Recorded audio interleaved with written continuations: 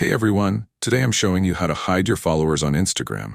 This is perfect if you want more privacy on your account. Let's get right into it. Step 1. Open the Instagram app on your phone and log into your account. Step 2. Tap on your profile icon in the bottom right corner to go to your profile page. Step 3. Tap on the 3 horizontal lines hamburger menu in the top right corner. Step 4. Select Settings and Privacy from the menu that appears. Step 5. Scroll down and tap on Privacy. Step 6. Look for Account Privacy and toggle on Private Account. Step 7. Confirm your choice when the pop-up appears asking if you're sure. And that's it.